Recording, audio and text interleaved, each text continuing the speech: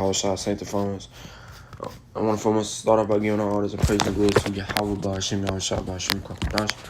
Okay, double honor to the apostles of GMS, Rick Millstone, the brothers out there that are willing to keep teaching the brothers around the four corners of the earth. Salute you, worship brothers. And today's video lesson is going to be quick. It's going to be titled, "We have to be like the seven brothers," right? Because the seven brothers in the Maccabees had faith, okay? We have to have faith, right? And this is, I'm gonna just skip a couple of scriptures and get to the point. But this is Second Maccabees chapter 7 verse 1. And it came to pass also that 7 brethren with their mothers were taken and compelled by the king against the law to taste swine's flesh, and were tormented with scourges and whips. But one of them that spake first said thus, "What wouldest thou ask or learn of us? We are ready to die rather than to transgress the laws of our fathers." Okay.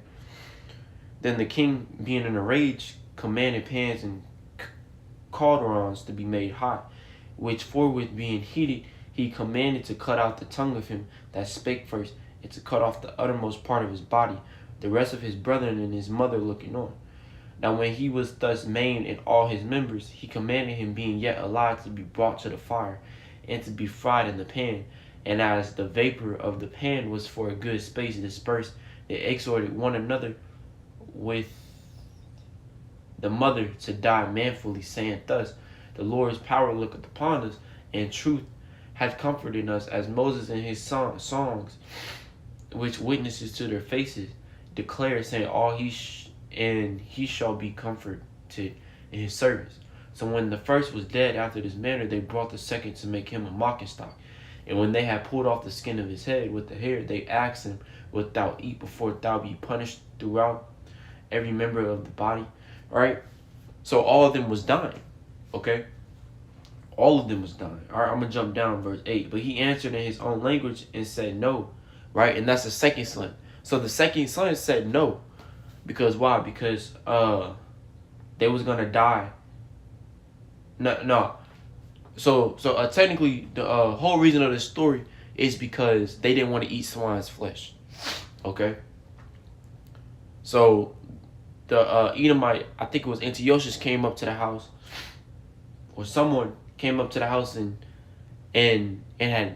king had came up and told them, "Neither you eat this swine flesh, or we just gonna have to kill you."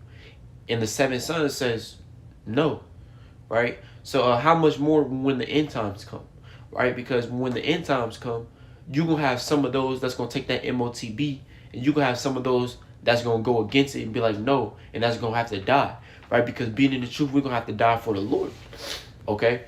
Some of us going to have to die for Yahweh Shah, right? Because Yahweh Shah died for us, right? So how much more is it, right? After him was the third made a mocking stock, and when he was required, he put out his tongue in that right soon, holding forth his hand manfully, and said courageously, "These I have from heaven, and for his laws I despise them, and from him I hope to receive them again." Okay? And so much that the king and they that were with him marveled at the young man's courage, for that he had nothing regarded the pains. And when this man was dead also, they tormented and mangled the fourth in like manner. Okay? So it went in order. It went from the oldest, the first, all the way down to the youngest, right? And the youngest, which is the sixth, also died. Okay, and then that's when the mom had also died. Okay, but I hope this video was edifying enough. Brothers out there, keep teaching, keep preaching no matter what, and do not give up or anything like that. Shalom.